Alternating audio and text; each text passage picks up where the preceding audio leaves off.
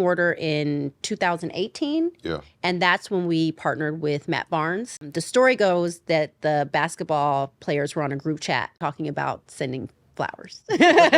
I'll just leave it at that. So they had a group chat. They were talking about flowers and how much they spend on flowers. And one of the guys in the group chat is one of my closest friends. And he was like, yo, my girl just opened a flower shop. You know, y'all got to tap in. So when he told, you know, the group chat to tap into our company, it piqued something in Matt, who was interested in investing at the time. He's like, I'm going to invest. My graduates from my school being Forbes, bag drop. Bag drop. A mic drop, bag drop. Bag drop.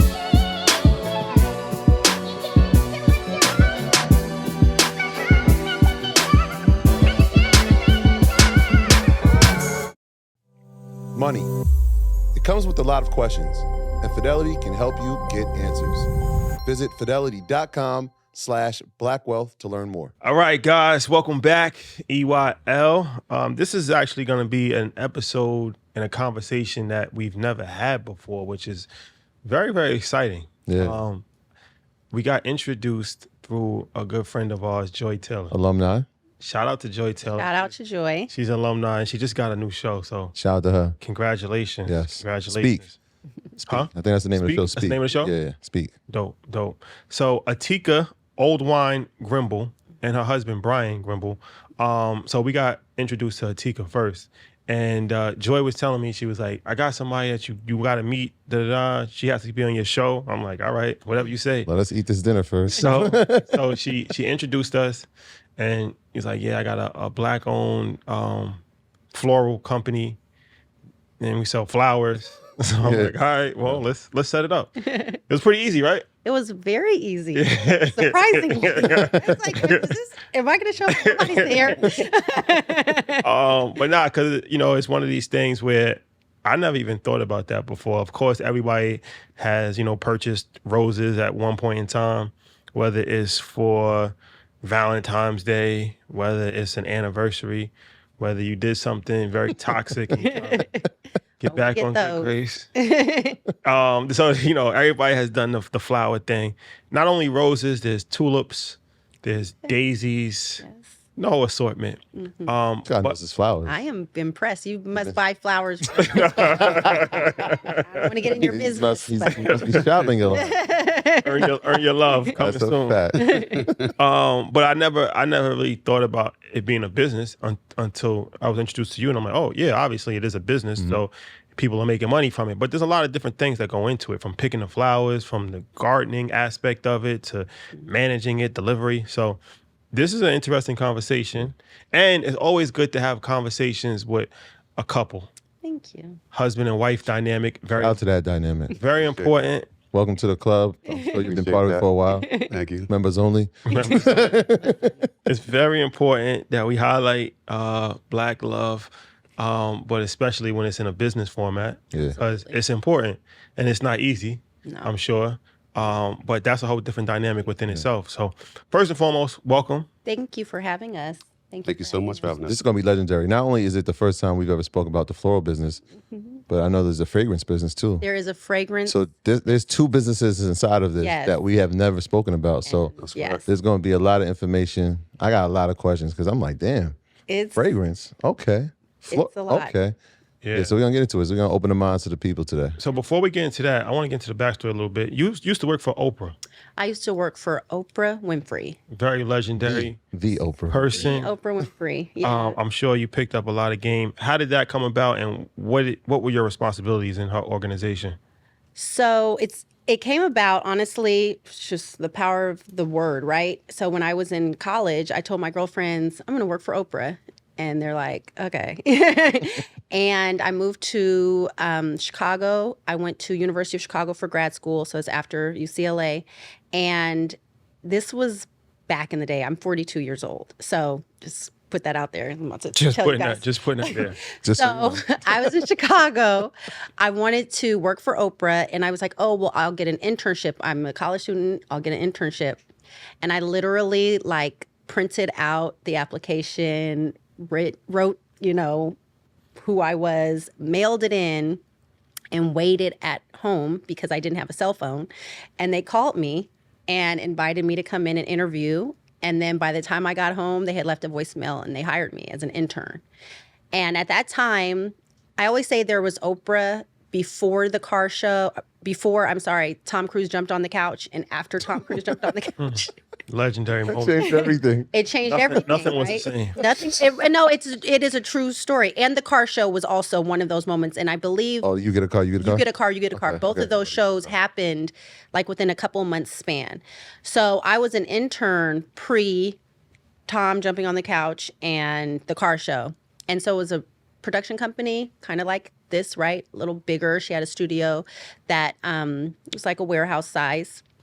And there were like 2 or 3 interns, and I was one of them. And we never worked at the same time. So I got to see everything that happened at this like amazing television show. And then they hired me to come on and produce the audience, which was really cool because the audience is like makes the show, right? When you have a studio audience like the Oprah show had, they're so excited, they're crying, they're like, we love you. I mean, that was part of her shtick, if you will. Mm-hmm. And so that allowed me to kind of understand more operations.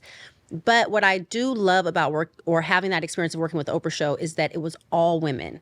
There were probably like 5 men that worked there that were not on the technical side. So there were cameramen and things like that because they were carrying the heavy camera. So they're, but as far as producers, executives, marketers, PR, it was all women. And it felt really, really good to work in a space with women that are just excelling. So. Did you actually meet her? Like y'all actually had conversations? Yes, Oprah knows my name. Oh, this is another first. No. Who? We had a bunch of people that Oprah knows their name. Steve Harvey. Well, I mean, little old me. Entertainment. Yes. Of course. Yes. All right. So at some point you transitioned back to LA. Yes. Where are you from originally? I'm from the Bay Area. I'm from Oakland? I'm not from Oakland. It's so funny. I just heard a joke about people from the Bay who say they're from the Bay because they don't want to tell the city that they're actually from. It's true. I'm like, I just did it. I'm from the East Bay. I'm from a city called Richmond. Oh, yeah, Richmond. California. You know that. Mm-hmm. Yeah. Master P. Yeah. Coach Carter. Yeah. It's real. It was real. It's real in Richmond. So it's real in Richmond. It's gotten a little, gentrification kind of has happened. So things have changed a bit. But when I was there, it was very Coach Carter. And then shout out to Coach Carter. Legendary movie. So then you moved back to LA. I moved back to LA. So when the Oprah show ended in 2011, I left Chicago 2012. I moved to LA.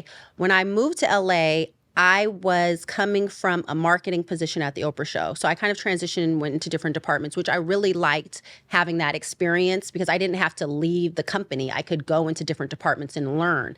And so when I got to LA, I wanted to be a marketer. And so I joined the marketing team at AEG. So AEG is Anschutz Entertainment Group. They own LA Live, Clippers, Lakers, Sparks play there, BET Awards, MTV. And so I did all the marketing for all of the events, but specifically at the theater, a lot of red carpets. So it gave me like this bird's eye view into like digital marketing. So we did a lot of digital marketing and I hadn't had that experience yet. And marketing, I feel like, was just kind of starting. Like now everybody is like marketing. You can get marketing university or major in marketing or something like that, right? And that wasn't really happening when I was coming up. So it was a really good opportunity to learn marketing.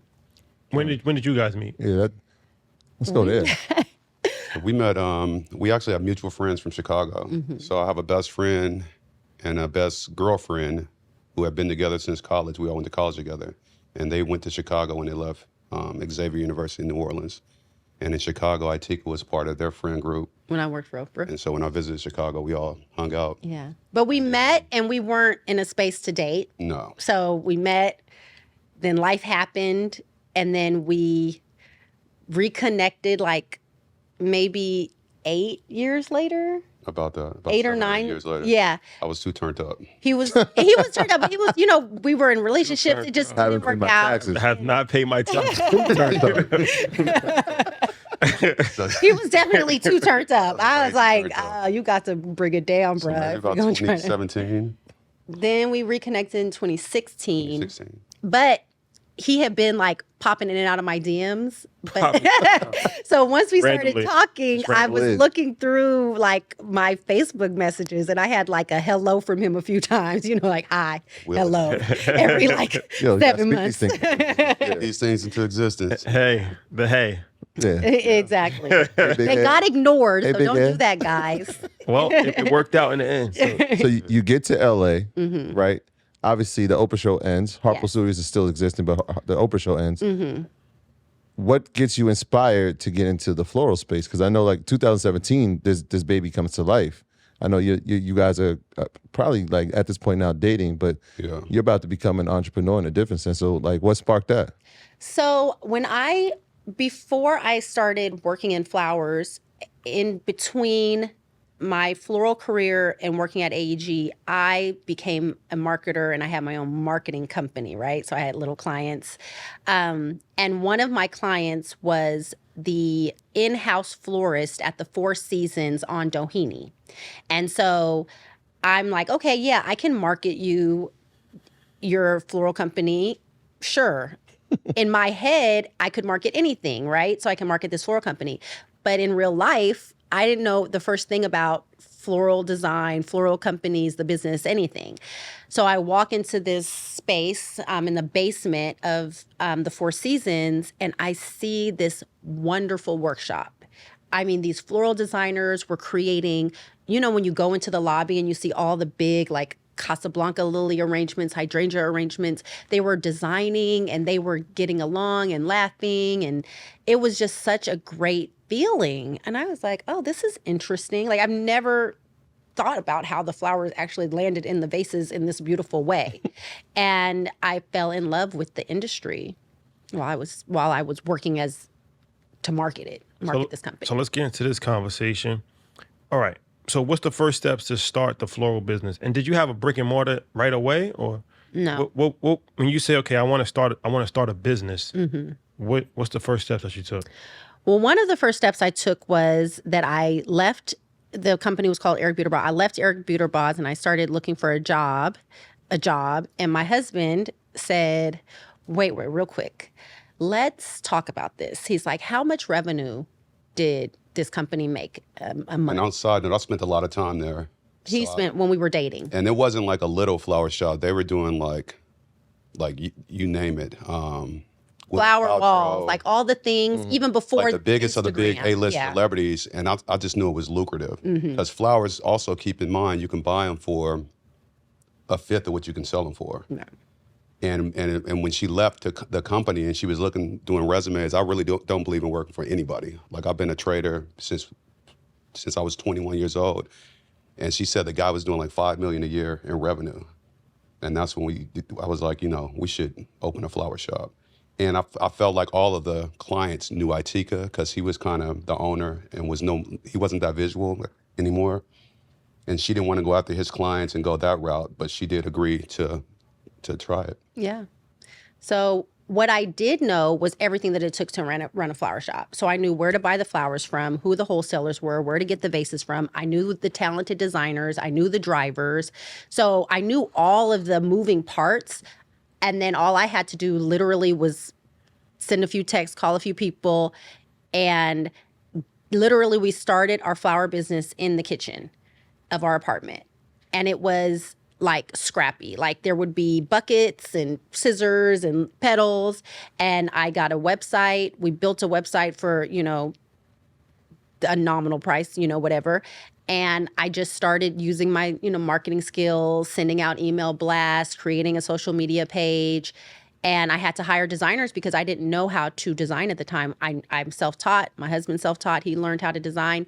And once you realize that access it's there, right? So we lived 2 blocks from the flower mart. So I could walk to the flower mart and buy a bunch of roses. I could then buy a vase, put water in the vase, make the roses pretty inside of the vase, and deliver it and make, what do you pay for a bunch of roses? A dozen nice roses. The time has come, ladies and gentlemen. InvestFest, that's right. That's right. InvestFest 2023 is here. August 25th, 26th, and 27th in Atlanta, Georgia. We are taking it to a new level. Bigger than ever. This year, we're going to do 20,000 people in Atlanta, Georgia. I want you to do yourself a favor. Head over to investfest.com right now. We will have activations from Friday, Saturday, and Sunday, 3 days, musical performances, billionaires. Everything is going to be a completely life-changing experience.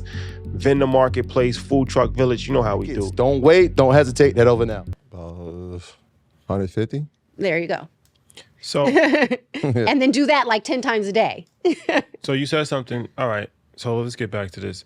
You said something, Brian. You said that you buy roses or flowers for like a fifth of the price that you sell them for. Yeah. I don't know why, but I just thought about bottles in the club. Because whenever I go to a club, I always think about like they're selling these bottles Same concept. for $400. Yeah. And they're getting them for like $25. Yeah. So when you're buying flowers, you buy them wholesale? Yeah. Yes. Where do you buy wholesale flowers from? So we literally live 2 blocks away from the largest flower mart in the country. It's Flower Mart? Flower Mart. So it's like the just a- southern. It's a huge warehouse of nothing but Maybe 4 flowers. blocks each way, I'm thinking all like, flowers. Just like a Home Depot, but nothing but flowers. Nothing but Exactly. flowers. And like a Home imagine Depot. 10 Home Depots. Yeah. 10. Because it's an entire district. He said 4 blocks. It's the flower district. And they're coming from around the world every single day. Into Ecuador, LAX. Japan, like every single morning Holland, around 2 o'clock in the morning. New Zealand, Flowers coming Thailand. from everywhere, every day. So it's literally like a few Home Depots full of flowers. So, okay. That's a lot. And so you're going there. How often are you going to the flower mart? And then how expensive is it? I mean, you're buying it at wholesale, so obviously the price is going to be cheaper. How do you even know which ones to buy, right? Obviously, roses are popular, but are you doing like analytics to see what people are buying? So what I realized while I was working at the original flower shop was that there's a lot of spoilage, right? You can buy too much, and then once flowers aren't fresh, you can't send them out. You'll get a bad reputation. People will want their money back, so you have to throw them away.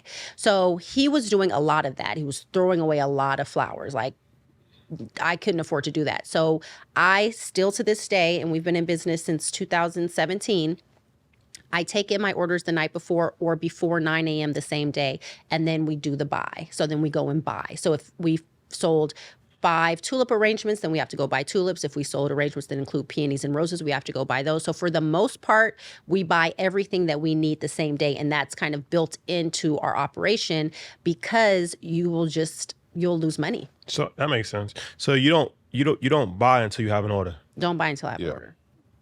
And all of these, are you shipping flowers or are they picking them up in the store? Hand deliver. Hand delivered. Very rarely do we pick up. Unfortunately, downtown LA is not the best pedestrian area. It's a little sketchy. And so Sketchy. we're You know he almost got killed in downtown LA. He always tells us. I didn't. It's not. The story is this. Right? We were trying to get into our Airbnb. We kept driving through these vacant lots. We went down an alleyway. We weren't even supposed to drive there. There might have been some people that were in there who might have thought we were coming to look for them. So when we got out the car to try to open the lock, his back is turned. I'm watching 2 people approach me. I'm like, yo, Shadi. He's like, yo, keep an eye on them. I'm like, what else can I do? They're walking right toward me. He turns his back. A young man walks up. He asks me where I'm from. You know, like that's in my city. That's question number 1. Like that's rules. And then he shows me a gun, and I'm like, yo, bro, like we here to just get an Airbnb. And he was like, oh, all right. And he kind of moved. And then 2 minutes later, Shadi comes back and like, yo, what do you want? I'm like, yo, what? Yo, you see what did he want? It almost happened. Yeah, so that's the true story. That happened in downtown LA. That was in Koreatown. Yeah. Last time we haven't went to That's the last time we stayed down there. It's been West Hollywood ever since then for us. LA is very active right now. Yeah. I hate to Active say is a it. good word. Very active. Safety first. All right. So we should have like a segment for those topic conversations. So all right. So that makes sense. So you're getting the flowers and you're hand delivering them, right? Hand deliver. And that's delivery. We charge a delivery fee. It's the same that, the service charges us. So that's what it costs to get something hand delivered. And we deliver everywhere. We deliver from Calabasas to, Hawthorne, Newport Beach. So what's the delivery service look like? Are you outsourcing that, or is that something that you have, like you have a van, you have these people, or is it like you're outsourcing it to just freelance delivery people? So we outsource it. The reason why is flowers are so precious. So you really need someone that cares about the delivery. They care about making sure that the flowers are going to get to the person. They're going to look exactly like they looked when they left the shop.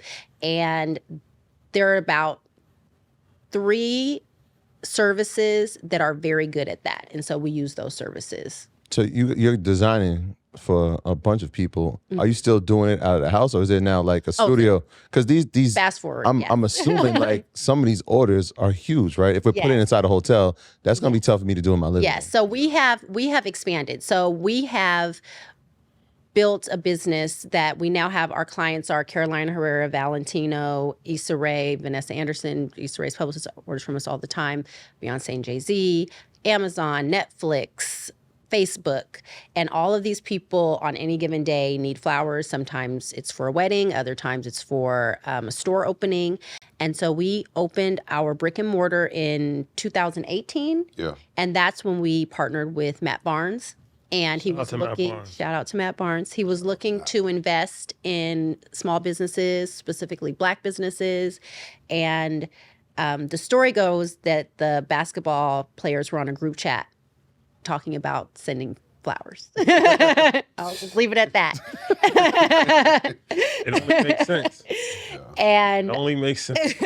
And also, Los Angeles it's like New York. It's uniquely festive. yeah. You know, we have the award seasons, the Emmys, the Oscars, the Golden Globes. We got, in the summertime, you got the BETs. We have hotels and weddings, so it's a very, flowers are very important in LA, like on an everyday basis almost. Yeah. Because it's such a, they celebrate and there's so many, things. A lot of gifting, a lot of client gifts, a lot of, Instagram content needed. So we are, happy to do it. But So they had a group chat, and somebody suggested you as the flower. yeah, so they had a group company? chat. They were talking about flowers and how much they spend on flowers. And one of the guys in the group chat is one of my closest friends. He's from Oakland and played for UCLA. His name is Ray. And he was like, yo, my girl just opened a flower shop. Y'all got to tap in. And Very important. Shout out to Ray Young. I was gonna say, is it Ray Young? yeah, Ray Young. High school player of the year. I was in UCLA. Coach Carter when he Okay. was high school player of the year. We actually played his team, and it was very memorable because there definitely was a brawl with parents involved, and we live up to our name in the Bay Area. Flowers was sent out. Yes. So when he told, the group chat to tap into our company, it piqued something in Matt, who was interested in investing at the time. And, I knew Matt very loosely via Ray, but he wanted to find out more about the industry, more about the business, meet my husband. We weren't dating at the time. We weren't married. And we met, and he was like, what do you need to grow your business? And I was like, I need a spot. I need a brick and mortar. I can't keep making these flowers out of the kitchen. It's driving my husband crazy, and we just don't have the capacity. We need a cooler. We need places to put vases. We need garbage, it's just everything. And so he said, okay. He's like, I'm going to invest. And it's been a great, great partnership. When did you study design? Like, how did you get the design skills? Because some of these like floral plans are just immaculate. And I'm wondering, where's the brainchild behind that? So did you study design? I did not. And honestly, I never thought I was that like artistic. I always just kind of like, I'm not one of those people who like can see a painting and know what it's saying. It's not speaking to me. I'm not that, like, I'm just not. I'm just like, okay, it's, you have to tell me. So it just started out of necessity. So when you're a small business and you need to hire florists, right? Floral designers are so talented, but it is such a specific skill, and there are not a lot of people that have that skill, to be quite honest. And so I would try to hire florists. I couldn't afford florists sometimes, or if florists weren't available. And so it became just out of necessity. We have an order. Nobody can come and do it. We have one order today. You know, it was very early. I guess I can do it. And so it was just a matter of like remembering, watching other designers, going on YouTube. And then my husband actually picked up on it as well, because very early on, there was this very beautiful thing that we do with roses where we reflex roses. We open the petal. It's really pretty. I did not know how to do it, but my husband did. And so he started designing all the reflex rose arrangements. And it just, Good at it. he got really good at it. I know how to do it now. Artiste with flowers. Yes. So it just became, it just kind of came second nature. And then I still learn. I'm still learning. I'm still watching. I work with the best floral designers, and I pay attention to what they do. And Bro, you're watching this, right? And so I know what it's like as a husband to watch somebody go through a journey. I remember going, starting Earn Your Leisure and watching my wife work from the desk. And I'm like, yo, you should stop. Like 7 o'clock. She's like, no, I got work to do. And then in my mind, I'm like, no, I got to get her out of this. Like, I got to make sure we work hard enough so she doesn't have to do that. So as you're watching your fiance, your wife going through this entrepreneurial journey, what is that like for you? Because I know you said you're trading. It's tough. I was going to say, because I do well from my desk, and it's a lot of hard work. Carrying water and buckets and flowers. So we were fortunate enough to get strong enough and a good enough, a strong, consistent clientele that we hired. So now she may go to the store on a Monday, and she may take our daughter, but for the most part, the rest is luckily we got staff now. So she sometimes has to get, sometimes I have to go in there when it's just too much, but more or less she gets to raise the baby. We both get to raise our daughters at home, and we've been able to get staff. So, all right, so somebody makes the order, then you have somebody go pick up the flowers, then they bring the flowers to the shop. yes. Then you arrange the flowers, cut the stems, all of that stuff, right? Package it up, make it nice. And then you have a delivery service that delivers the flowers. Yes. That's the chain of command, right? So that's like a 3-part process. So one person picks up the flowers, another person arranges the flowers, another person delivers the flowers. No. So the same person that picks up the flowers also makes the flowers. So I worked at a shop, that first shop, where they did have somebody that did, we call it the buy. They did the buy. They went and bought the flowers. At this stage in our business, it doesn't make sense, cost-wise, to hire somebody to just go and buy the flowers. I did it for a little while, and it just was like, if you're working at Oldvine today, you're buying the flowers. So I have my wonderful designer, Ella's, before I came in, texting me, are these the right tulips? So she's doing the buy. She's going to head to the shop. She's there now, hopefully, designing. And then the driver will come and pick up. And then we do like a stagger pickup, like an 11 o'clock pickup, 11:30, noon, as things are ready. And then they go out that way. So you mentioned Jay-Z, Beyonce, Valentino, and all back these to that. different people. So 2 questions. How are you able to scale up to that? How do you get on that radar? And what's the bulk of your business? Is it regular people ordering, or is it like those type of parties and special arrangements? So before the pandemic, we did our numbers, and we were 84% events. So 84% events. 84% events. So I don't know if they do a lot of Hennessy events out here in New York, but in LA. Yeah, we know some people that just do them themselves. Well, that too. But Hennessy is a client, and they have a budget for flowers, right? So when they do their dinners, they always have beautiful arrangements. They put arrangements on the bar and cocktail area, on the table. So we would have like sometimes 3 Hennessy dinners a week, right? And then on top of that, if Nike is doing an event, and if Netflix is having a premiere, and when right before the pandemic, I mean, we were rolling, right? Everything was just kind of like fun and popping, or that's how it felt. And 84% events.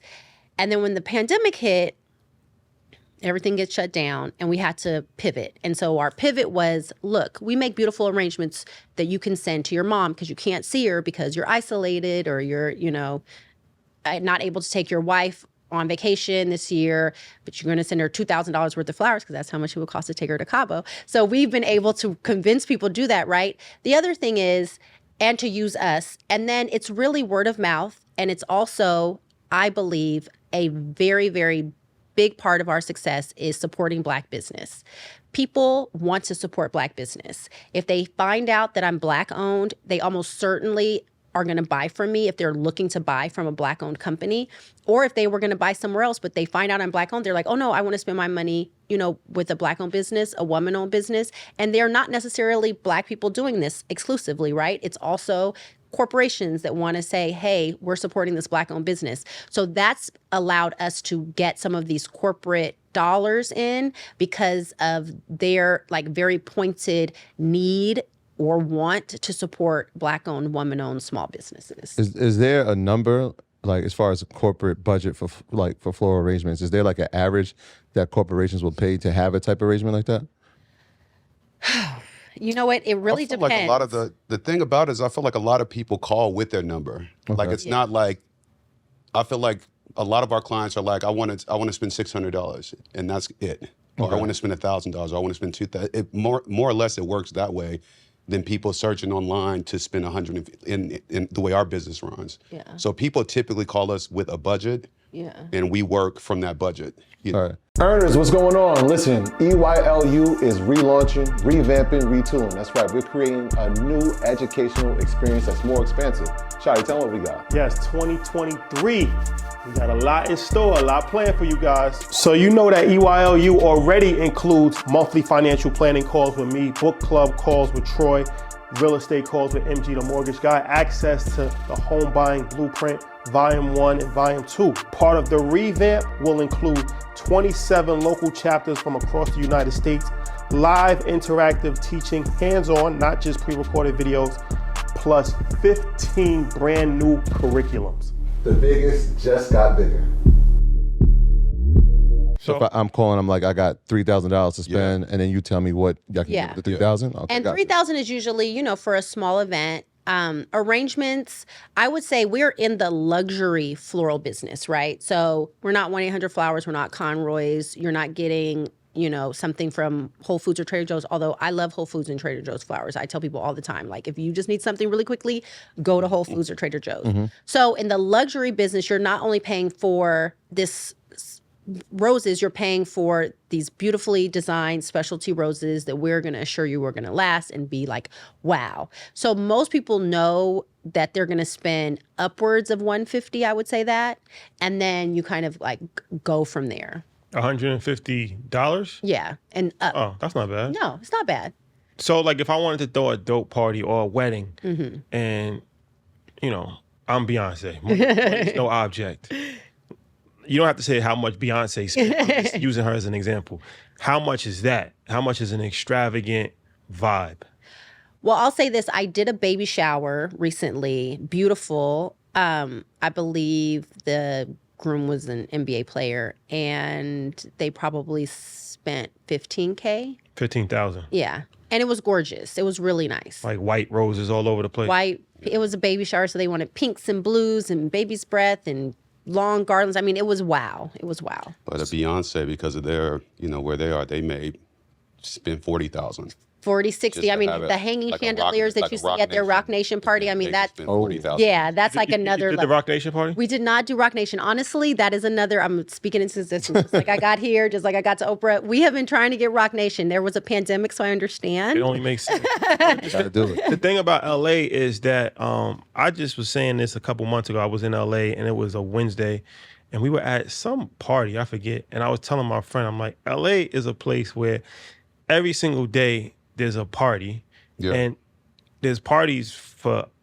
They just make up a reason. It's like I was saying, they celebrate everything. 7 days a week is something. It's something. We get all these invites, and I'm like, it's Monday. It's Monday. Yo, every day it's a premiere. It's an exclusive event. It's a vibe, and it's in Beverly Hills and a mansion party. Yeah. And then there's 30 of them going on. All of my friends will be at different places in the city celebrating, having just as much fun as the other, and we don't run into each other, but we'll see you tomorrow. It's one of those cities. It's it's back, thank God. So it's definitely back. That's a fact. I mean, we love going there.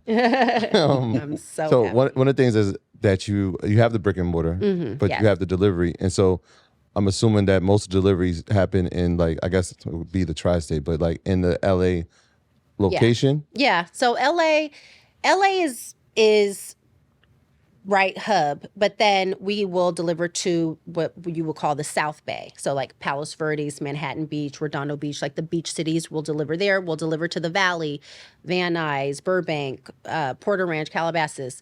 We'll deliver, you know, to the IE, right? Pomona, if you need us to. You know, it's all, we'll make it happen.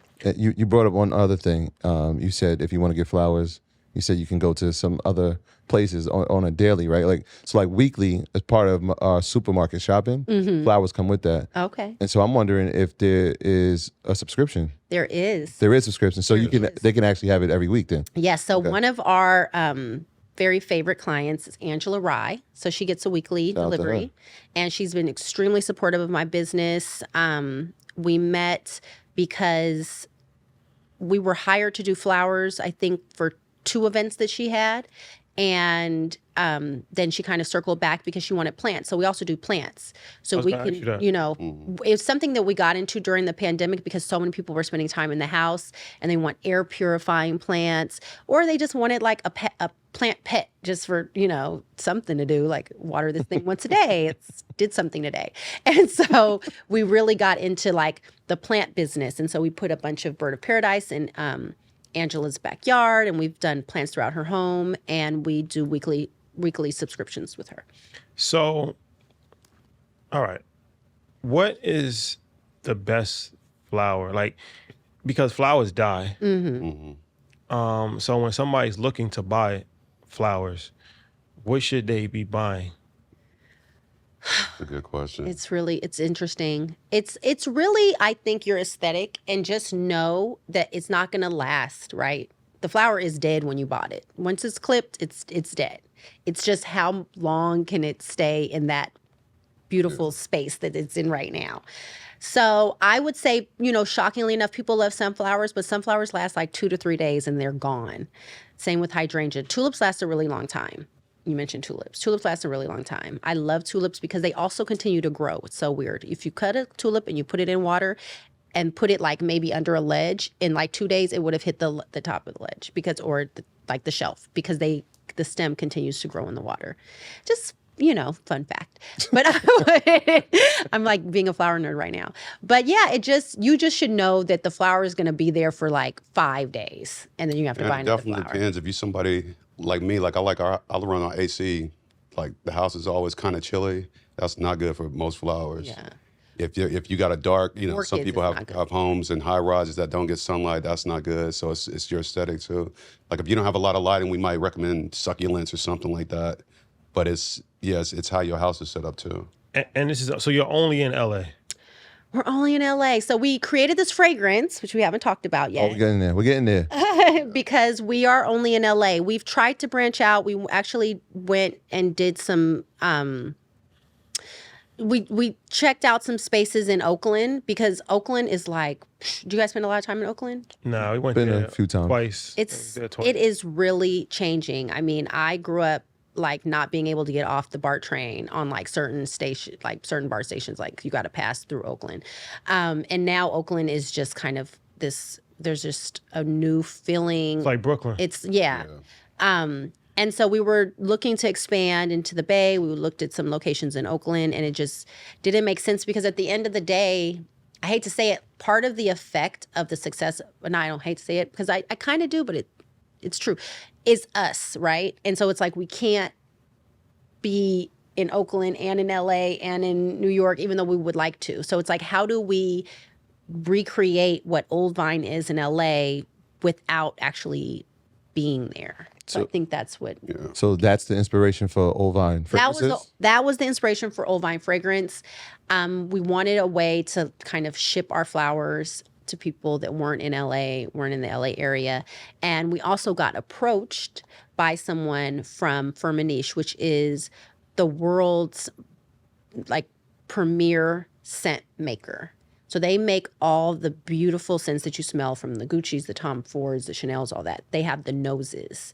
And the noses are these basically chemists. Like mad scientists. Oh, like actual people's noses. People's noses, but they're like They refer to it third as generation noses. Third generation noses. So they study the art of it's like olfactory. They can like extract. They can take and extract it out of caviar, freeze it at like whatever degree Celsius, steam it, and like extract something from that. Like they go to that level just for one, and they mix all these things. They've been doing it for like 200 years. Firmenich. So the things they do is like your mind can't even comprehend how they create scents. Yeah. It's so scientific. Yeah, So we went to Egypt and got educated on it.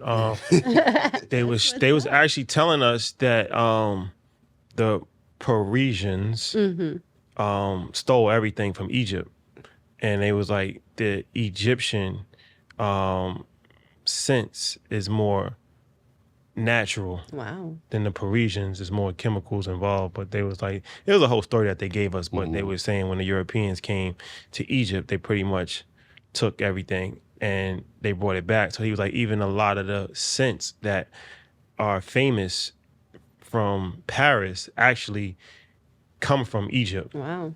It's a whole.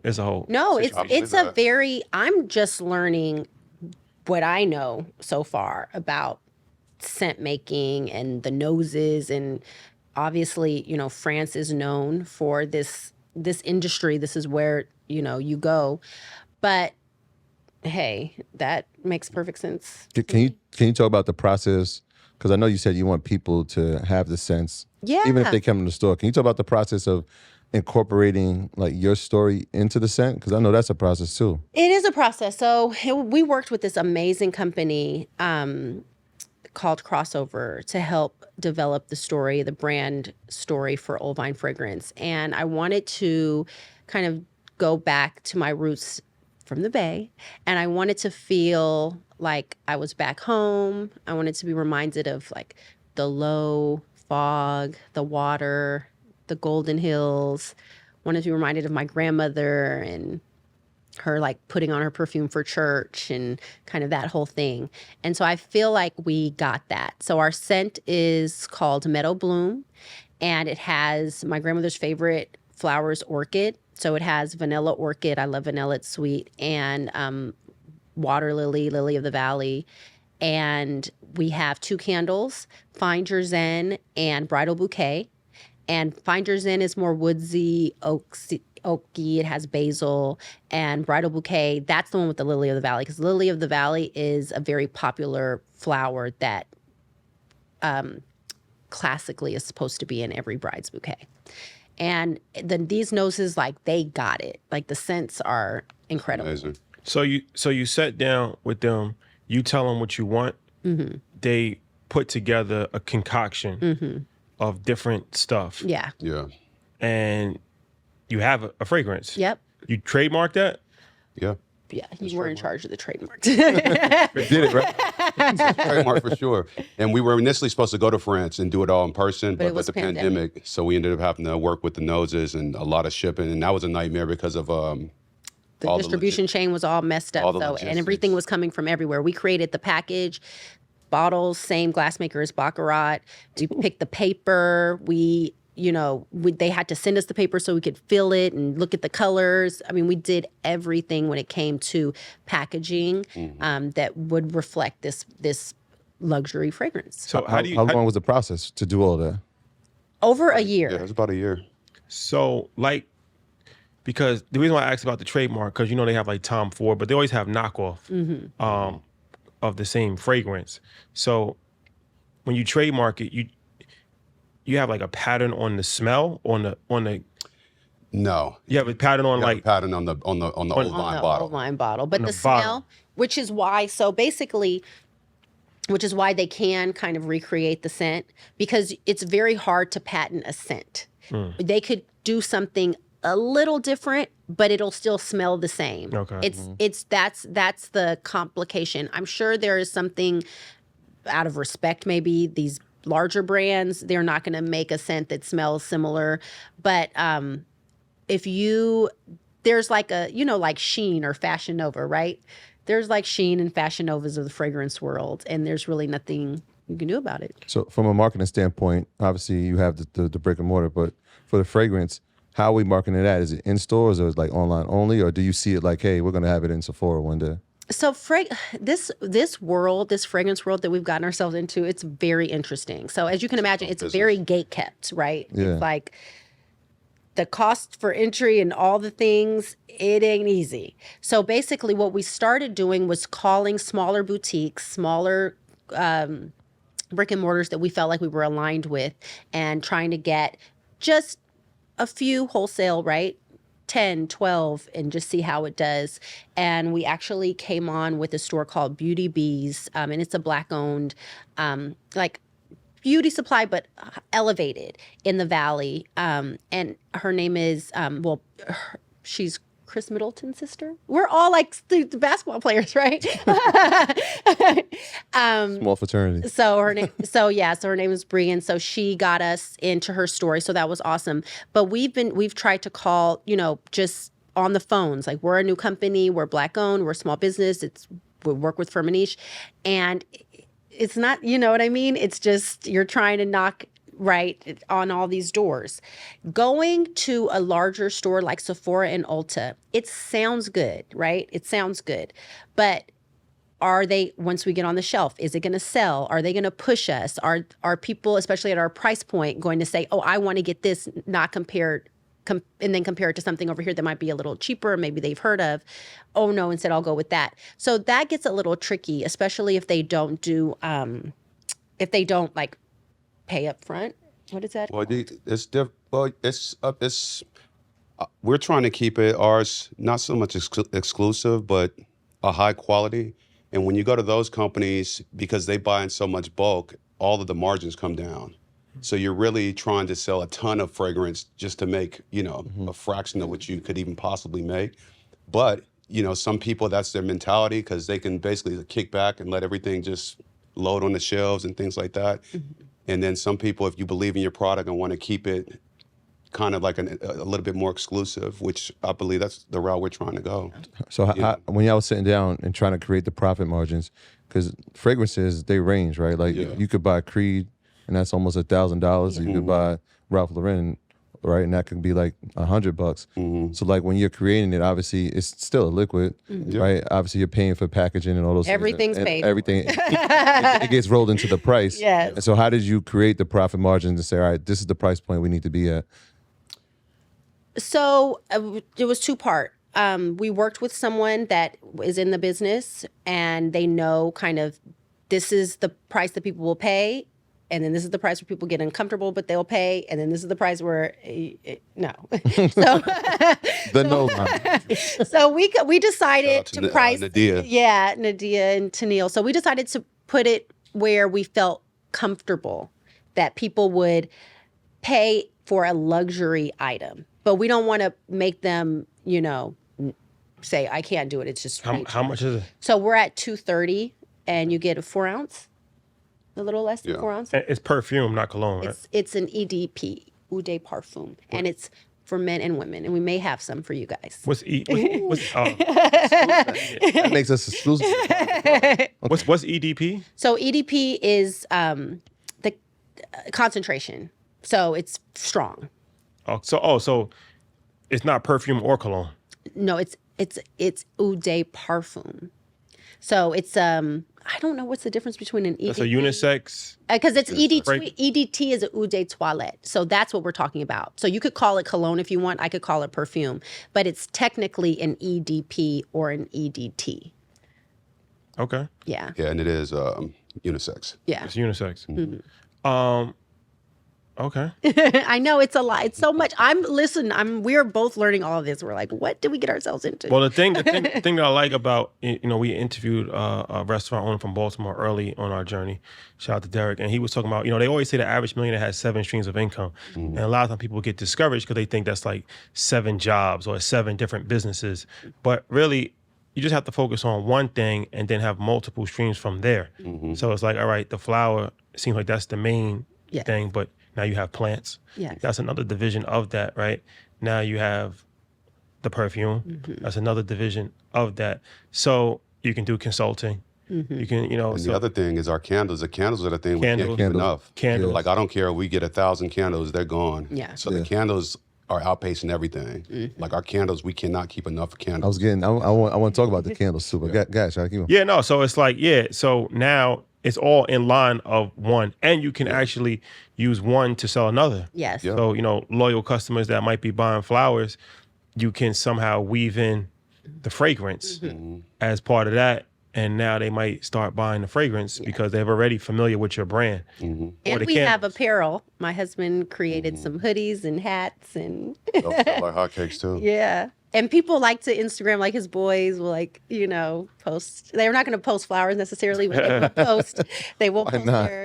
their Yeah, and even we were just in Miami at the World Fragrance Conference, and that was one of the things that they were saying. This is like the biggest fragrance conference in the world, but they were like even like a Tom Ford. They were like, really, a lot of these people make the most of their money off one of their fragrances, not the 9 that are out. They're like, one of them is the one that just goes. But they funds everybody else. they want to keep it new and keep new things out and things coming out. But usually it's like 1 or 2 of all of those things that are really making the sales. Yeah, so you said you went to the conference in Miami, and obviously, the floral business. When you get to these places, how many people do you see that look like us, and what keeps you encouraged to keep going, even when you don't? Because I'm assuming there's not too many people that look like us in these It was businesses. like one. That was Chris Collins. So Chris Collins, he's based out of New York. He's actually was a really famous supermodel for a long time with Ralph Lauren. He has a fragrance called The World of Chris Collins. He's in Sephora, worked really hard. He has like over 10 scents, I think. So we were on a panel together and we were like the fresh faces as a way to show the industry, we need to diversify. You need to, And we're coming. be open-minded. These are the fresh faces. These are the new fragrance makers. This is what they look like. But outside of us, Yeah, it was really France. It was very. I felt like the yeah. majority was people from France. Yeah. But they showed a lot of love. I felt we were very well respected. I felt like they highlighted us. We were in a lot of different things, and I felt like they were doing their best to showcase us. I really do feel like that. How cost intensive is the fragrance business? Obviously, when you're dealing with plants, you're buying wholesale. This one you can't. So like if somebody's trying to say like, you know what, this sounds really inspiring, I want to try something. Like how cost intensive or cash intensive is it? This is expensive. I mean, It's expensive. you need about at least $500,000 to do it right, where you're not stressing out. I would say at least. A proper consultant. So we had a consultant that walked us, like held our hand through this whole process. We would not have been able So to like, do it what's some of the steps that you need?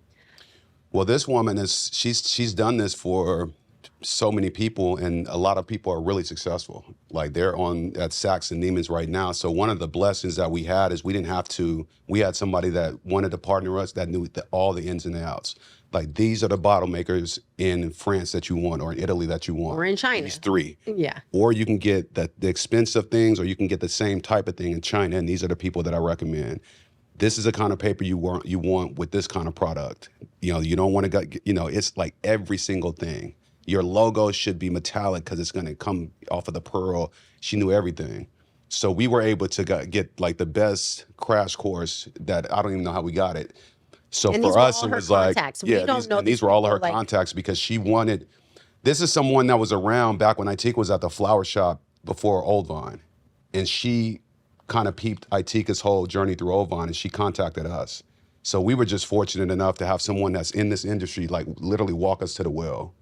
So we didn't have to bump our head. We didn't have to second guess.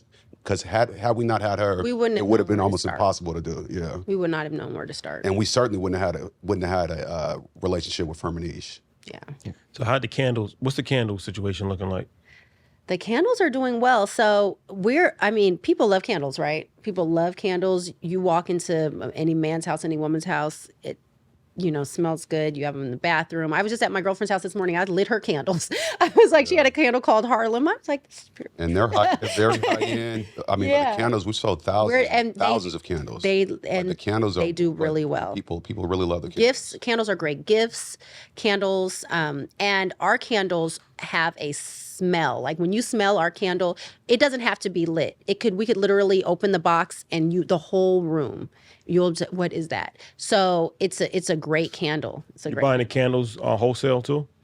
We Are we selling them wholesale? No, you're buying them wholesale. Like, how do you buy candles? So We make our candles. we make the them? candles. So we selected the scent just like we did with the EDP. We have to select the wax, what natural soy, all that stuff. We colored our wax. So one wax, the Bridal Bouquets wax is rose. The Finder's Inn wax is sage. We selected the bottle. Do we want white, matte, clear, black, glass? It's every single unit. So then we have to buy units, 500, 1,000, 5,000. I mean, it's just so much our that goes fragrance, into it. I mean, you're talking about drums of the wax show up from France, drums. So we can pour, 6,000 candles, So they just give you a bucket full of wax. a big drum. Who's making it? You? We have a manufacturer in California. Oh, And they pour it, they you mix send it it. to the They have, manufacturer. they have all of our bottles with our logo. They're all just stacked up there. So if we want to place an order for 2,000 candles, they'll be done in like a week and a half. and it goes to the manufacturer, Yes. and they pour it, and then they package it up for Yes. you, and then they send it. Yeah. How much you sell your candles for? Our candles are 72.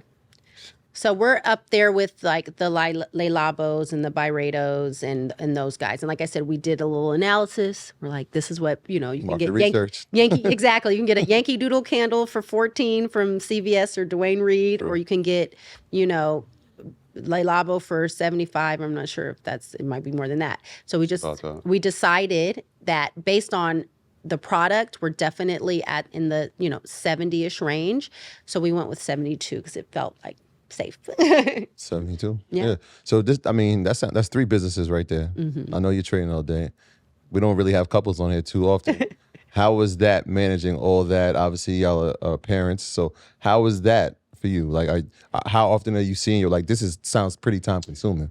No, it's pretty rewarding.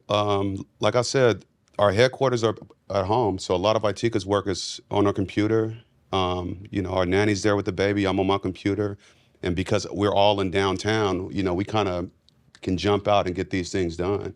So, I mean, man, maybe because I'm older, I enjoy my family. I ain't in the streets no more, but it's actually rewarding. I'm very thankful that I can see I have an 11-year-old son too, but I can see my kids, spend time with my wife and work and create these businesses at the same time. So it's great. So We get along. I think sometimes Yeah. sometimes people can't work together, right? It's just what it is. And Brian and I we work well together. And I think it's because we understand and respect each other's job, like what the other person brings to the table, or what the other person is good at and what their strength is. And then we don't try to get involved. I'm definitely not like a helicopter or anything. Like I'm not hovering, and he doesn't do that either. He might be like, hey, did you send that email? But that's as far as it goes, not like copy me on every email or, kind of thing. So it's just, I think we have a lot of respect for each other, and it's a blessing to be able to work together and build a business for our family and our kids. And I feel so grateful that I can work from home and bring my daughter. My daughter's 17 months old. She comes to the flower shop and she has like her own little station. I'm going to tell the story. Dad threw away her station. So when she got to the flower shop yesterday, she walked over and she had this look of like, what happened? And I called him. I'm like, babe, you We had a threw table left over from an event. Itika told me she was like, make sure you throw this table away. It was like But I hadn't been to the shop in a couple weeks, so I went to the shop. I was like, let me take all the trash out and let me take this table out. But by that time, my daughter had fell in love with the table. She never really said that. I mean, I was like, it's on Instagram. I posted her playing on the really table. I'm like, I definitely saw it on. like, get rid of this table. you know what I I'm did. saying? Like her table, was her spot. I feel you, bro. Yeah. very important. So you strike me more as maybe into the numbers. Yeah. Yeah, is that correct? I'm big time into numbers. And you're more on the creative side. Yes, I am not. I mean, I can calculate some things, but Brian it deals with futures and all this other stuff that's not in So how many people was on your team? So it's you guys. You have Matt Bond. He a silent partner, or he involved in it at all? He's involved. He lets us pretty much do, Okay. the most of the work, but if we need him to help promote, he'll be a part of events. He's a big, he always has ideas or thoughts. You guys should do that, this or that. He's very, creative in his own right. So he always comes up with like cool concepts. So he's involved. And who else is on your team? we have our designers. We have like 4 to 5 designers that we work with regularly, like weekly. For the flowers. For the flowers. Very, very talented. And then I have an intern that comes in who's also a designer in her own right. She has her own shop, her own, small operation, but not a shop, brick and mortar. But she comes in and she interns. She wants to learn and kind of get experience. And then we have our drivers and Count. yeah. God, how they count. Listen, and then, but Brian deals But with we're hands on. We do a lot of stuff ourselves still. yeah. I mean, I deliver. If it's a Sunday and nobody will deliver, I deliver. I'm like, okay. I tell Brian, I'm like, watch the baby. I'll be I back. feel like we still do like the emails. We do a lot. I send out the weekly emails myself. We have a social media manager. Shout out to our social media manager. She's so excellent. Like, one thing about social media, it's so necessary. But when it comes to creating content, that's like, I can like post a cute picture of my baby or me and my husband on date night, but not like content. So we have a social media manager that is very vital to the team. So You mentioned Rock Nation, and so I'm wondering, are there other clients that you have on the wish list that you're like, you know what, I would love to do an event for? what other? We always. I mean, outside of Earn Your Leisure. Rock Nation, we Right. want the brunch, so we putting it out there. We want the brunch. We want the brunch. We do get Jay, Tina knows we get those orders pretty much every year. The brunch is I've been putting that in the universe for years. Yeah. And just, I really like, BET. They use us for their awards. So we did their like celebrity gifting suite this year. And that was cool.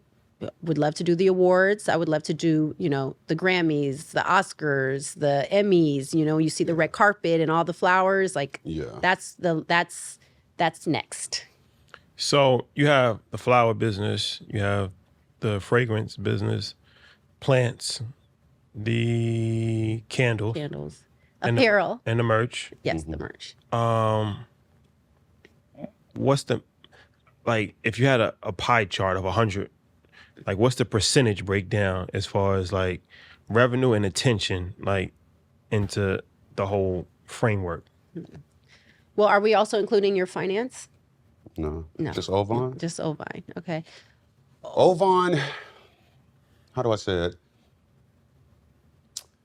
I would say OldVine in a pie chart, out of everything that goes out, Florals. I would say 30% of it is retained. I'd say everything else goes back. But how much attention are we paying to everything, right? So like 75% of our energy is florals. Is florals, I would say for that. sure. I'm sorry. It's 75% because it's getting us. It is like That's demanding the most attention. Like my phone is, sure. when I check my phone, it's going to be flowers, and I'm going to have to respond. And that's the lead horse. that's the lead horse. For sure. So I would say 75% is florals.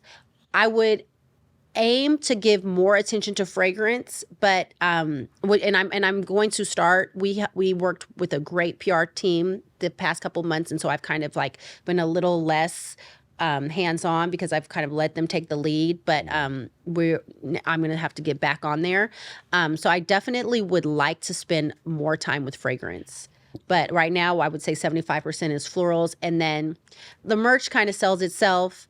The candles and the fragrance need more time. Are there? I mean, those are 5 pretty strong verticals. Are there any more verticals that you see down the road that you we should try to explore that? Yeah, I mean, we've had opportunities for television. Like reality show? Yeah, but But just real leery of the reality shows. But we have had those opportunities. Anything that was, I guess, positive, we would be open to. But we're still just trying to. well, Figure I have out that. one. Figure to figure I that was out. talking to a girlfriend. I don't think I mentioned this to you about because I'm like Breaking news. a children's book.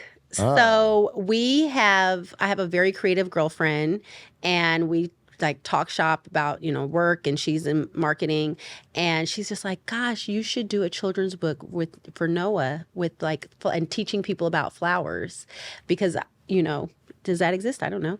But I just thought that would be super cool. We have so many books. And she loves her books. Like she goes and grabs books all the time and hands them to me. I cannot believe how many Black children's books. There's a lot. Your daughter's name is Noah? Noah. Yeah. That's one of these names that became a unisex name. Mm-hmm. No H. It's Noa. Okay. No, Noah. Noah. Yeah. Okay. Not like Noah. Yeah. Just Noah. Okay. Because somebody else's name Noah. Isn't there a singer? I think that's Nora Jones, maybe. Nora Jones. That's what I was thinking. Yeah. I knew you was thinking that, bro.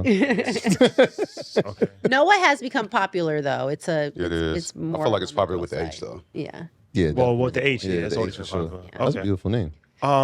But yeah, children's books. That's definitely on my list. We haven't talked about it yet, but So all right. So 75% of the business is in flowers. So that's obviously the most important thing. Mm-hmm.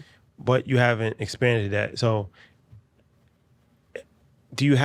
how can you expand that though? Because I feel like, my personal opinion, I feel like that's something that can be expanded and can be bigger if it's already successful. yeah. Have you thought about that? I think about it every day. I thought about it coming up the stairs in the elevator. What I'm thinking about too in Los Angeles, and it's such a serious thing. There's like we're the number one Black florist, in my opinion. We're number one, but there's also like 3 other florists that are like, the guy that does the Kardashians, and they got a lot of loyalty. And it's in Los Angeles, and a lot of people under them. It's like everybody's fighting for, the biggest business in LA. And I feel like a lot of people are very loyal to these top 2 or 3 guys. It's a lot. It's flowers in LA are a big pull business. them away, but I feel like there's just a loyalty to a couple of these huge florists. And so for me, how do we expand our business? I would love to get more huge, beautiful weddings, right? These weddings that you see on Instagram that are just like, I mean, these people are no price, And we can't necessarily, I haven't been able to really penetrate the wedding market the way that we should. We should have, I tell you this every summer, I'm like, we should have a wedding every weekend. And it's just one of those industries where, you have to be able to spend a certain amount of money on flowers for your wedding. And most people, when they get that quote, they're like, oh, no, we were thinking more like. Good on the flowers. We were thinking more like, and then you're like, okay, so I definitely want to figure out how we can penetrate the wedding industry in Los Angeles. That's a very big deal for me. And then also, like I said, penetrating the awards. I would love to do more awards. And when award season, comes, just go. But I think when that happens and as it happens, then we're going to grow naturally. We're going to have to hire more full-time employees. We're even going to need a bigger space. And I can't wait. Well, when I was actually thinking expansion, I was actually thinking geographic. Yes. I'm thinking. So that's why I was thinking something where it could become scalable, where all over America, all over the world. I'm thinking on the same lines because I'm thinking right now, like what you just said makes sense, right? Like people are going to be loyal to their florist, and right. Well, what if you go to a different market and now you're the only person? No, I agree. I think that's part of the intent with the flowers and with the fragrance and the candle. They're still really new, so we still have a lot that's coming to really push and hit all these markets. Whereas they're easier on us to get to everybody. You get the OldVine experience, you get these, these scents, and I think it's a lot easier. And the other expanding the stores has still always been a dream of ours to be in New York and Chicago, cities that we were very familiar with. But at the same time, we're probably 3 years of really figuring everything out, and we're only doing better, by the day. Things are getting better and better. Yeah. Do you work with event planners and wedding planners? We do. So we have some really great and loyal event planners that if they're having an event, if they're doing a wedding, they're like, use OldVine. So that's a big part of all the events that we get. Like they're definitely from these event planners that we've worked with for quite a long time. We get each other. We understand the process. We do well together. Referrals. Yeah. You know Miss Diddy? Of course. Okay. Yeah, they had dinner together. Of course. Oh yeah, I didn't know. Yeah, you had. I'm gonna tell. If this is gonna sound spooky, like before somebody comes, like I'll check everything on Instagram. I'm like, oh, Miss Diddy, April 11th, you had dinner together. Nice. Yes, no, and I know Miss Diddy from years ago, like I showed Brian a picture of she and I with Kendra in Chicago in like, what was that, 2014? Y'all look different back then. Shut up. You tried it. No, it wasn't. A long time ago. It was a long time ago. But Matt's really good friends with Diddy, and also Baron Davis, who I'm very good friends with. That's as like well. Diddy, another alumni. Yeah, see, I mean, those are all our guys. Yeah, so- Al Harrington. those are, yeah, we We did all this events in Chicago. Yeah. When they had All Star in Chicago, we did all the For the for Viola. the Viola. yeah. So we're very, very close with a gentleman named Sharif who works with Al Harrington. So Okay. we, I mean, it's all, Just you know, networking. it's all networking. It's all using your network and everybody helping each other out. Yeah. No, I mean, it's encouraging. Like I said, it sounds like you guys got a lot more room to go. So that's always a good thing. Yeah. Especially with the Appreciate that. fragrance and the candles. That's something that, can definitely, that's something that's probably going to be easier to scale. Yeah. Because it's not, it's not like you have to physically be there. To Yeah. actually The manage thing the about situation. flowers, and it's so interesting because, like I said, we went to Oakland and we were looking at spaces, and I was trying to do some kind of like analysis of the area, right? So I'm like, okay, we're in Oakland. Who are the main like event planners? Who does events in Oakland? I actually have a relative who does really well in Oakland, in the Bay Area. She does events. She started with balloons, and then she went like, it just, when balloons started becoming a thing, she got there early. And so I'm looking, but I think that the piece that LA has that these other areas don't have is the event piece. And like I said, before the pandemic, we were 84% events, and we were doing really, really well. And it's just, there's no place like LA for events. No, And that's where I try to say, how are we going to build New York, Oldvine? New York would be good, Right. and Miami would be good also. I was thinking Miami. Miami would be smaller market. Yeah. New York is probably not as many events, but it's so big Yeah. that there's enough, especially if you get in the corporate space. Yeah. There's a lot But yeah, of LA is the best. That's the only 3 places that I really can think of that would like really, really make sense. For the flowers? Yeah. Like from what they do as far as the events on a consistent basis. Like I know LA, Miami, I know for sure that'll go crazy, and New York, you can do well in New York too, Yeah. bro. Miami's definitely on our list. But we'll also go places and we'll travel for events. So we went to Okay. Chicago. We did the All-Star Weekend in Chicago. For the NBA Wives. So we did the NBA Wives Association. They had a huge event at the W downtown in Chicago. And so we did that event. We flew in. It was 3 degrees. Yeah. Crazy. I was there for that. That was 2 years ago, right? It was Like right before the pandemic. Yeah, we was there for that. We was there. there for that. It was Yeah. so My cold. beard was So- my beard had icicles on it. It was freezing. so- We had a good time though. yeah, we had a great time. Chicago's a good city. It's just too cold. It's It's ridiculously Chicago. cold. But yeah, so we flew in, we did that event. So we're not tethered, so we can't not, it's just a matter of, I understand what you're Because saying. the other thing is all cities have a flower mart. Yeah, every Like, the city way has a we, flower we mart. know the business. We could fly here, with 2 or 3 people and knock any event out. So you already know what a flower mart is here already. Yeah, we know there's a flower district in New York. We visited obviously the flower mart in Oakland. Chicago has a flower mart. So yeah. And Miami has a huge flower mart because most of the flowers that come internationally come to Miami first, and then they go all around. So these flowers, they getting shipped like same day. Where the flowers grown? Everywhere. It's Everywhere. insane. So Holland has a lot of tulips. So there's huge tulip fields in Holland, but there's also a lot of tulips in California. There's a lot of orchids in California, but then orchids also, come from like Asian countries. And then there's a lot of flowers that come from Africa. A lot of Protea, Banksia. There's tropical flowers that come from Africa. Mexico, Ecuador. That's where a lot of roses are from. Atlanta might be a good market also. Yeah. All of that. So, Excellent. you're getting the flowers to somewhere. So I'm thinking like, I know a lot of our earners are probably listening. Like maybe I should be a grower, right? Yeah. Because if you have to buy them from someone, you need somebody to grow them, and it's the cost of entry into that is very low, right? You just need soil and some seeds. But it seems like it's a monopoly on that though, right? Because they're probably like huge farms.